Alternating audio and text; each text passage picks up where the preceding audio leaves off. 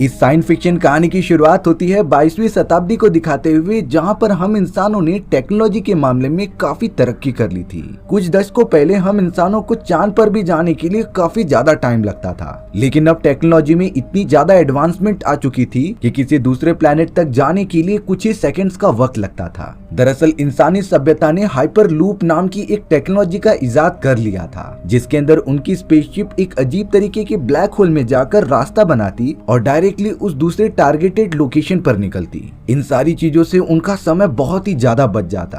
अब ये टेक्नोलॉजी पूरी इंसानी सभ्यता के पास होने के कारण अलग अलग मिशन किए जा रहे थे, जैसे कि दूसरे गैलेक्सी में जाकर अलग अलग प्लेनेट पर खोज करना कि वहाँ जीवन मौजूद है कि नहीं, क्योंकि भले ही टेक्नोलॉजी में एडवांसमेंट आ चुकी थी, पर पृथ्वी की हालत पॉल्यूशन के कारण थोड़ी खराब हो चुकी होती है। इसीलिए कई सारी प्राइवेट ऑर्गेनाइजेशंस ये ट्राई कर रही थी कि वो इंसानी सभ्यता को दूसरे हैबिटेबल प्लेनेट पर शिफ्ट कर दें, जिसका एनवायरनमेंट हमारी पृथ्वी जैसा ही होगा। अब हमें यहाँ अंतरिक्ष की गहराइयों में एक स्पेसशिप दिखाई जाती है, जिसके अंदर कई सारे एस्ट्रोनॉट्स किसी हैबिटेबल प्लेनेट को ढूंढने के लिए जा रहे होते हैं। उन सभी के कैप्टन का नाम एडम था, जो कि जेरी नाम के एक एस्ट्रोनॉट से बात कर रहा होता है कि हम अपने अल्टेर फोल्ड नाम के प्लेनेट तक कब तक पहुंचेंगे। जेरी बता रहा था कि अगर हम हाइपरलूप का यूज करें तो वहां कुछ ही घंटों में पहुंचा जा सकता है। दरअसल उनकी ऑर्गेनाइजेशन ने कई सौ लाइट ईयर दूर अल्टेर 4 नाम के एक प्लेनेट की खोज की थी, जिसका एनवायरनमेंट 80% पृथ्वी जैसा था। वहाँ पर तो ऑक्सीजन भारी मात्रा में मौजूद होती है।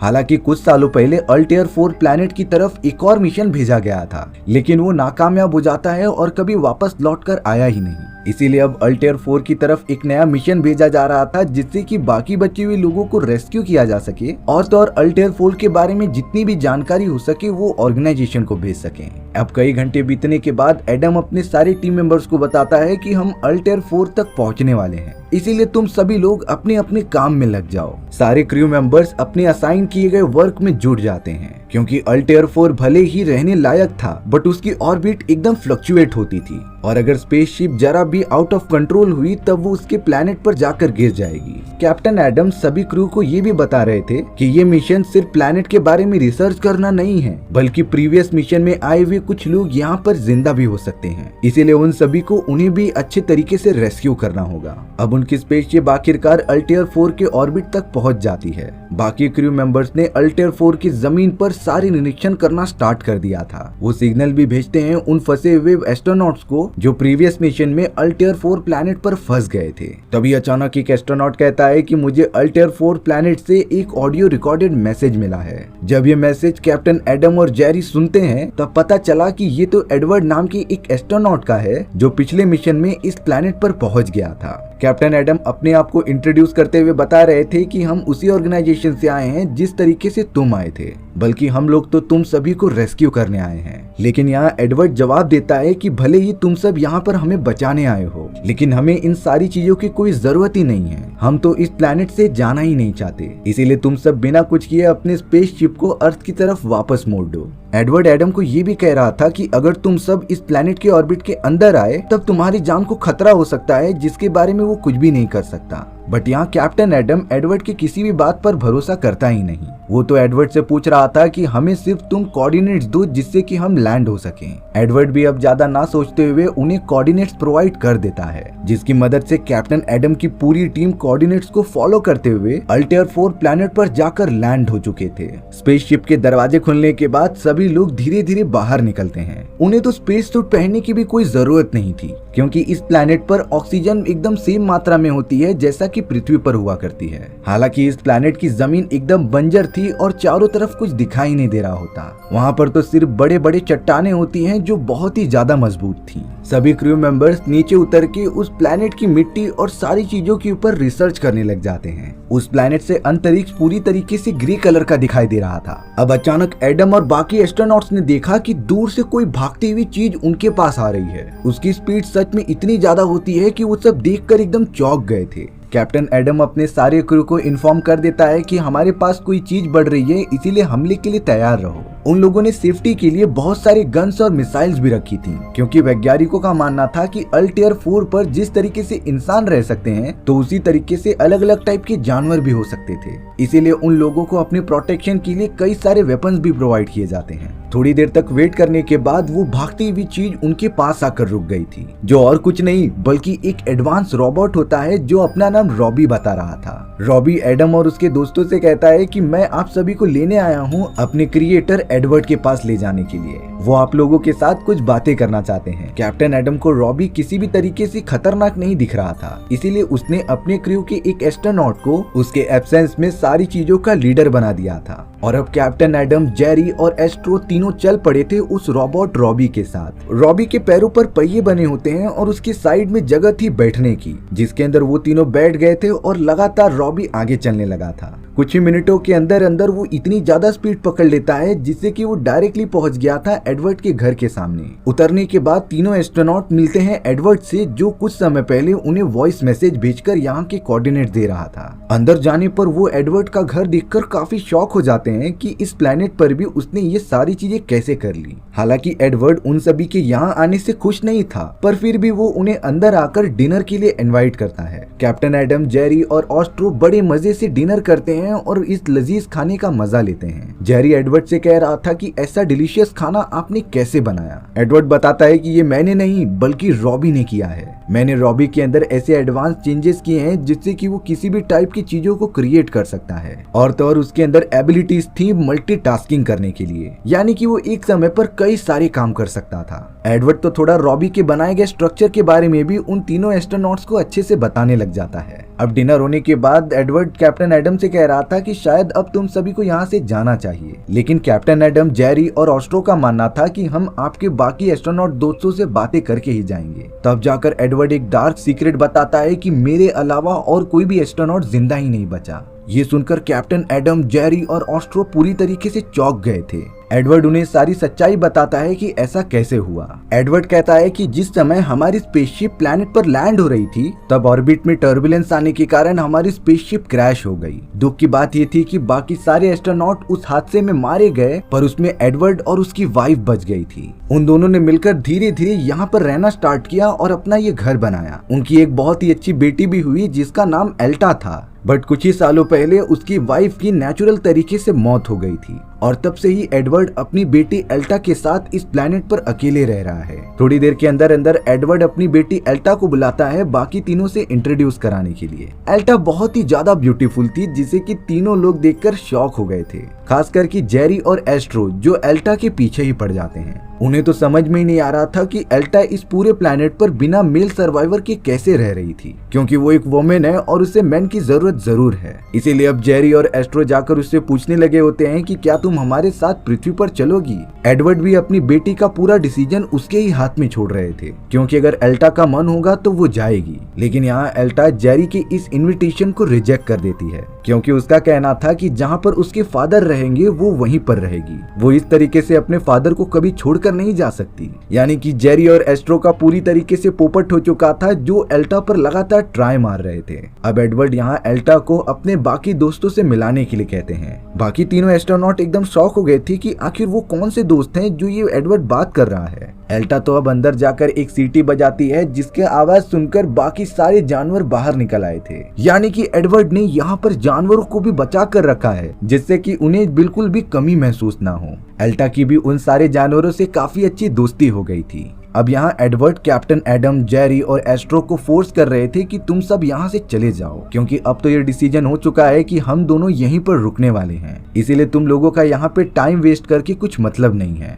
लेकिन कैप्टन एडम कह रहे थे कि हम ऐसे डिसीजन नहीं ले सकते, मुझे सबसे पहले पृथ्वी के हेडक्वार्टर से बात करना पड़ेगा जो मुझे ये परमिशन देंगे। तब तक हम इसी प्लेनेट पर रुककर अपनी रिसर्च जारी रखें। ये सारी बातें करने के बाद कैप्टन एडम, जेरी और एस्ट्रो अपनी गाड़ी में बैठकर बेस की तरफ चले जाते हैं। अब हमें यहाँ स्पेसशिप की तरफ दिखाया जा रहा था जहाँ बाकी सारे क्रू मेंबर्स अपने शेल्टर बनाने के काम में लगे थे। सभी को सेफ रहने के लिए अपना अपना शेल्टर चाहिए था, इसीलिए वो लोग काम पर लगे हुए थे। ताज्जुब की बात ये थी कि एडवर्ड ने रॉबी को भी उनकी मदद करने के लिए भेज दिया था। रॉबी 5 आदमियों का काम तो अकेले ही कर रहा होता है। कैप्टन एडम भी इस बात से खुश था कि कहीं न कहीं एडवर्ड भी उनकी मदद के लिए कोशिश तो कर ही रहा है। अब वो सब अपने काम में लगातार लगे हुए थे, बट यहाँ कैप्टन एडम ने देखा कि जेरी कहीं भी दिखाई नहीं दे रहा है, इसीलिए वो उसे ढूंढने के लिए निकल पड़ा था। जेरी तो यहाँ एल्टा से बहुत ही ज्यादा क्लोज हो चुका था और उसे किस कर रहा था, लेकिन तभी कैप्टन एडम उसके पीछे से आकर ये सारी चीजें देख लेता है और दोनों को डांटता है। उसने जेरी को वापस बेस पर भेज दिया था और एल्टा को समझाने लगा था कि तुम्हें किसी भी तरीके से ये सारी चीजें नहीं करनी है, क्योंकि हम एस्ट्रोनॉट पृथ्वी से आए हैं और तुम्हारी बॉडी इस प्लेनेट के हिसाब से ढल चुकी है। कुछ भी रिएक्शन होने की वजह से तुम दोनों को खतरा हो सकता था। हालांकि एल्टा कैप्टन एडम के थोड़े डांटने की वजह से नाराज हो चुकी थी, बट ये सारी चीजें उसकी भलाई के लिए ही कही जा रही होती हैं।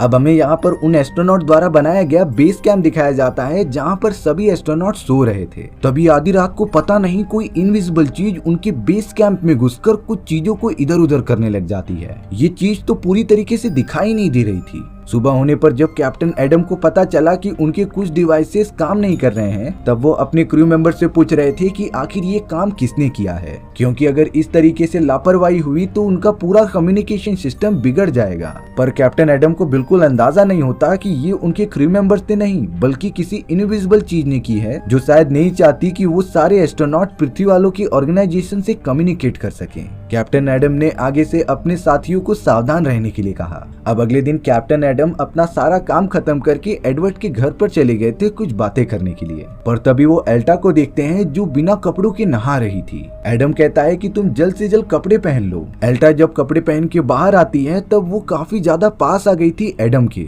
एडम यहाँ पर खुद को रोक ही नहीं पाता और एल्टा को जाकर किस करने लगता है। ताज्जुब की बात थी कि कैप्टन एडम ने जेरी को तो करने से रोका था, लेकिन वो खुद ही ये सारी चीजें करने से मजबूर हो चुका है। तभी अचानक वहाँ पर एल्टा का पालतू शेर आ चुका था, जो एडम को अपना दुश्मन मान रहा होता है। इसीलिए वो गुर्राते हुए एडम को मारने के लिए उसकी तरफ बढ़ने लगा था। एडम ने तुरंत ही अपनी एडवांस गन निकाली और उस शेर को पूरी तरीके से खत्म कर दिया। बट ये सारी चीजें करने की वजह से एल्टा बहुत ज्यादा नाराज हो जाती है, क्योंकि यहाँ पर यही कुछ जानवर बचे हुए थे जिससे कि वो अपना मनोरंजन करती थी। अगर जानवर इसी तरीके से मर जाएंगे तब वो पूरे प्लेनेट पर अकेली हो सकती थी। अब यहाँ कुछ घंटों बाद कैप्टन एडम और ऑस्ट्रो एडवर्ड के ऑफिस में चले जाते हैं उससे कुछ पूछताछ करने के लिए, लेकिन एडवर्ड वहाँ पर था नहीं। इसीलिए अब कैप्टन एडम उसके डेस्क पर रखे गए कुछ पेपर्स को देखने लग जाते हैं। कैप्टन एडम जब वो पढ़ना स्टार्ट कर रहे थे तब उन्हें कुछ एडवांस टेक्नोलॉजीज के इंक्लूडमेंट दिखाई दिए, जो कि पृथ्वी पर एकदम से मौजूद ही नहीं होते। वो दोनों और भी चीजें जान पाते इससे पहले एडवर्ड ऑफिस में आ जाता है। एडवर्ड को पता चल चुका था कि वो दोनों उसके एक्सपेरिमेंट को जानने की जिज्ञासा रखते हैं, इसीलिए अब एडवर्ड कैप्टन एडम और एस्ट्रो को अपने पीछे आने के लिए कहता है। एडवर्ड बता रहा था कि इतने सालों में मैंने यहाँ पर रहकर कई सारे एक्सपेरिमेंट्स किए।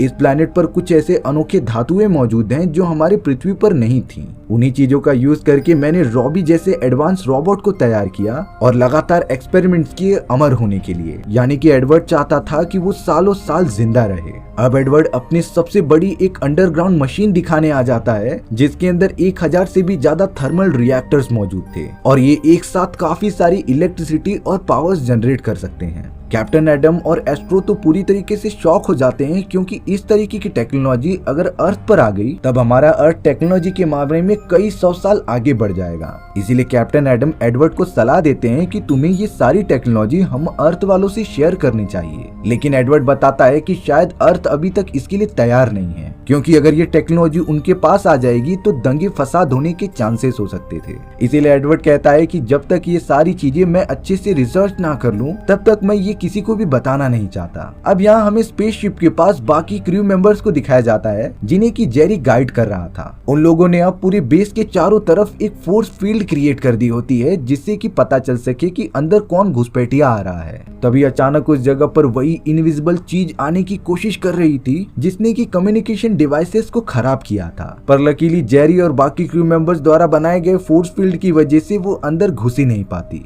पर अब उस इनविजिबल चीज की बहुत ज्यादा एनर्जी लगाने के कारण वो कुछ एस्ट्रोनॉट्स को पकड़कर जान से मार देता है, जिसके बाद वो वहां से चला गया था। कैप्टन एडम और एस्ट्रो उस क्रिएचर जो कि इनविजिबल था उसके बारे में जानकारी इकट्ठा करने की कोशिश कर रहे थे, पर अफसोस की बात होती है कि उन्हें कुछ भी हासिल नहीं होता। अब अगले दिन वो अपने मरे हुए दोस्तों की श्रद्धांजलि करते हैं, जिसके बाद कैप्टन एडम ने देखा कि एडवर्ड रॉबी के साथ उनसे मिलने आए हैं। एडवर्ड कैप्टन एडम को बताता है कि जिस तरीके के इनविजिबल क्रिएचर ने तुम सभी पर हमला किया, उसी सेम क्रिएचर ने कई सालों पहले हमारे बाकी सारे क्रूज को भी मार दिया होता है, और इसी खतरे के बारे में मैं तुम सभी को बता रहा था। इस क्रिएचर की सबसे बड़ी ताकत उसकी इनविजिबिलिटी है, वो किसी को नहीं दिखता, इसीलिए कोई उसे मार भी नहीं पाता। एडवर्ड कैप्टन एडम और उसके बाकी एस्ट्रोनॉट्स को सावधान रहने के लिए कह रहे थे। अब हमें एक बार फिर से कैप्टन एडम अपनी क्रू के साथ सारे इक्विपमेंट्स की मदद से उस इनविजिबल क्रिएचर को डिटेक्ट करने की कोशिश करते हुए दिखाए जा रहे होते हैं। उनके पास मूवमेंट सेंसर थे जिससे कि वो पता लगा सकते हैं कि वो क्रिएचर कहाँ मौजूद है, और अब अचानक उन्हें सिग्नल्स मिलना स्टार्ट हो गए थे, यानी कि वो क्रिएचर उनकी तरफ बढ़ रहा था। वो क्रिएचर तो लगाए गए फोर्स फील्ड को फाड़ते हुए बाहर निकल जाता है। उसने तो बड़ी बेरहमी तरीके से जेरी और कुछ एस्ट्रोनॉट्स को पकड़ लिया था और अपने साथ लेकर चला जा रहा था। बाकी सारे क्रू मेंबर्स बहुत ज्यादा निराश हो चुके थे क्योंकि जेरी उनका सबसे अच्छा दोस्त हुआ करता था। अब कैप्टन एडम यहाँ पर एडवर्ड के घर पर मिलने के लिए आते हैं, पर उनके घर की सारी इलेक्ट्रिसिटी एकदम बंद थी, इसीलिए उन्हें शक होने लगा और वो अंदर जाने लगे। बट तभी उनके सामने रॉबी आ जाता है, जो कह रहा था कि मुझे इंस्ट्रक्शंस मिले हैं कि किसी को घर में ना घुसने दूं। बट तब तक एल्टा वहाँ पर उठ चुकी थी, जो एडम को अंदर आने के लिए कहती है। एडम तो एल्टा को देखकर काफी ज्यादा खुश हो गया था और उसे गले लगा लेता है। एल्टा कैप्टन एडम को समझा रही थी कि ये प्लेनेट उतना भी अच्छा नहीं है जितना तुम सोचते हो, यहाँ पर उससे भी खतरनाक चीजें मौजूद हैं, इसीलिए तुम अपने क्रू मेंबर्स को लेकर यहाँ से चले जाओ। लेकिन कैप्टन एडम कहता है कि प्लीज तुम मेरे साथ चलो, पर एल्टा तो अपने फादर को इस तरीके से छोड़कर कहीं भी नहीं जा सकती थी। उसके ये क्लियर इंस्ट्रक्शंस थे कि जहाँ उसके फादर रहेंगे वो भी वहीं पर जाएगी। कैप्टन एडम को कहीं न कहीं थॉट्स आने लगे कि वो एडवर्ड को भी जबरदस्ती अपने साथ पृथ्वी पर लेकर जाए, तब शायद एल्टा भी उनके साथ जाने के लिए राजी हो सकती थी। अब अचानक रॉबी यहाँ पर एस्ट्रो को उठाकर लाता है, जो अपनी आखिरी सांसें ले रहा था। रॉबी ने बताया कि एस्ट्रो गलती से उस मशीन के अंदर चला गया जिसे कि एडवर्ड ने बनाया है, और उसके अंदर जाने पर एकदम सोची गई चीजें रियलिटी में कन्वर्ट हो जाती थीं। बट शायद इसका असर एस्ट्रो पर उल्टा पड़ गया। एस्ट्रो तो अब पूरी तरीके से कमजोर होकर अपनी आखिरी सांसें ले रहा था। तब जाकर एडवर्ड उसके पास आता है और कहता है कि ये तो होना ही था। ये सारी चीजें एस्ट्रो ने खुद ही सोची हैं, क्योंकि जब वो मशीन के अंदर गया तब उसके रेडिएशंस की वजह से एस्ट्रो की हालत ये हो गई। यहाँ पर एडवर्ड द्वारा एक डार्क सीक्रेट रिवील होता है कि उसने भी सालों पहले इस मशीन को बनाकर इसका टेस्टिंग किया था, और उसके अंदर उसने ऐसे टाइप के क्रिएचर को इमेजिन किया जो इनविजिबल और खतरनाक होता है। मशीन काम कर गई और वो क्रिएचर रियलिटी में कन्वर्ट हो गया, यानी कि ये क्रिएचर जो लगातार सभी को मार रहा है वो और किसी ने नहीं बल्कि एडवर्ड के ख्वाबों ने बनाया है। एल्टा भी अपने फादर की इस इमेजिनेशंस को देखकर काफी ज्यादा शॉक हो गई थी, इसीलिए उसने अब अपने फादर को छोड़कर कैप्टन एडम के साथ जाने के लिए कहा। एडवर्ड तो कैप्टन एडम से बोलता है कि मुझे इस बात का जरा भी अंदाजा नहीं था कि ये सारी चीजें इतनी ज्यादा बिगड़ जाएंगी। और एडवर्ड ने एक और झूठ कहा था कि उसके क्रू मेंबर्स स्पेसशिप के क्रैश होने की वजह से मारे गए, बल्कि उन्हें तो इसी खतरनाक इनविजिबल क्रिएचर ने कुचल कर मार दिया था। अब अचानक रॉबी बताता है कि नॉर्थ साइड से कोई चीज हमारी तरफ लगातार बढ़ रही है। एडवर्ड कैप्टन एडम और एल्टा जैसे ही साउथ की तरफ देखते हैं तब बड़े बड़े आर्टिफिशियल जंगलों को तोड़कर वही खतरनाक इनविजिबल क्रिएचर आ रहा था। उस खतरनाक क्रिएचर के अंदर घुसने से पहले एडवर्ड ने सारे डोर लॉक्स कर दिए थे, पर देखने से लग रहा था कि उस क्रिएचर को ये सारी चीजें ज्यादा देर तक नहीं रोक पाएंगी। यहाँ पर एडवर्ड रॉबी से कहता है कि तुम उस क्रिएचर को जान से मार दो, बट रॉबी के डिटेल्स के अकॉर्डिंग वो एडवर्ड को हार्म नहीं पहुंचा सकता, क्योंकि आखिरकार वो इनविजिबल क्रिएचर एडवर्ड के सबकॉन्शियस माइंड से ही बनाया गया है, यानी कि वो भी एडवर्ड का एक पार्ट है, इसीलिए रॉबी उसे चोट नहीं पहुंचा सकता। रॉबी खुद को शट डाउन मोड पर लेकर चले जाता है, और यहाँ उस इनविजिबल क्रिएचर ने लगभग सारी दीवारें तोड़ दी थी, जो अब अंदर घुसकर तबाही मचाने लगता है। एडवर्ड, कैप्टन एडम और एल्टा तो जल्द से जल्द भागते हुए दूसरे कंपार्टमेंट में चले गए थे। कैप्टन एडम सारे दरवाजे बंद कर देते हैं और वहाँ पर एक लॉक लगा देते हैं, लेकिन अब कैप्टन एडम एडवर्ड से कहने लगे थे कि आखिरकार इस चीज को खत्म कैसे किया जा सकता है, इसका तरीका बताओ। बट एडवर्ड पता नहीं क्यों कुछ भी नहीं बता रहा था। उसे लगता है कि ये सारी चीजें सही हो रही हैं, क्योंकि एडवर्ड ने तो एडम और बाकी लोगों को यहाँ आने से मना किया था, फिर भी वो सब इस प्लेनेट पर आ गए। इन्हीं बातों के चक्कर में कैप्टन एडम और एडवर्ड के बीच हाथापाई भी होनी स्टार्ट हो जाती है। बहुत ज्यादा मार खाने के बाद एडवर्ड ने अंत में जाकर बताया कि 20 साल पहले जब वो अपने क्रू के साथ इस प्लेनेट पर आया था तब सारी चीजें एकदम नॉर्मल चल रही थी, लेकिन जब उसने इस इनविजिबल मॉन्स्टर को अपनी थॉट से बनाया तब एडवर्ड चाहता था कि कोई भी इस प्लेनेट से बाहर ना निकले, और उसी ने ही अपने सबकॉन्शियस माइंड में कमांड दिया होता है कि वो मॉन्स्टर अपने बाकी क्रू मेंबर्स को खत्म कर दे। यानी कि एक तरीके से एडवर्ड ने अपने बाकी क्रू मेंबर्स का मर्डर करवाया है। ये बात जानने के बाद एल्टा भी पूरी तरीके से अपने फादर से नफरत करने लगी थी। वो तो अब एडम के साथ ही जाने के लिए रेडी हो जाती है। वहीं दूसरी तरफ वो खतरनाक मॉन्स्टर पूरी तरीके से दीवारों को तोड़कर अंदर आने की कोशिश कर रहा था, बट कैप्टन एडम एडवर्ड से कहते हैं कि अगर आपने कुछ नहीं किया तो आपकी बेटी भी मारी जाएगी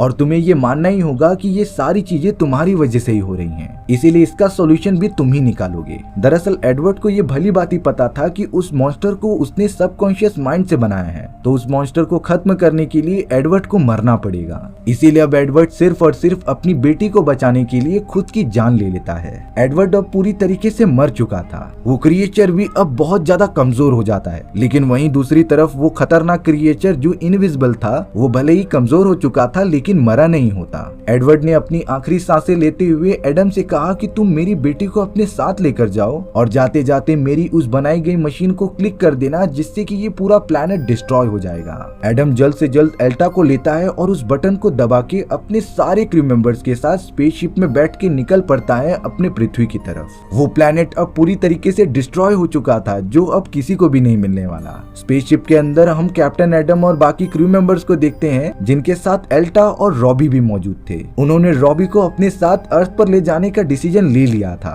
और शायद रॉबी की एडवांस टेक्नोलॉजीज के कारण हम इंसान और भी ज्यादा आगे बढ़ सकते थे। इसी अच्छे विजन के साथ वो लोग पृथ्वी की तरफ बढ़ने लग जाते हैं और ये साइंस फिक्शन कहानी यहीं पर खत्म हो गई थी। सो व्यूअर्स, आपको ये स्टोरी कैसी लगी कमेंट सेक्शन में बताना भूलना मत, और अगर आपको मेरा एक्सप्लेनेशन 1% भी अच्छा लगा होगा ना तो वीडियो को लाइक एंड चैनल को सब्सक्राइब जरूर कर देना। मिलते हैं इसी तरीके की मजेदार वीडियोस में, तब तक के लिए बाय बाय।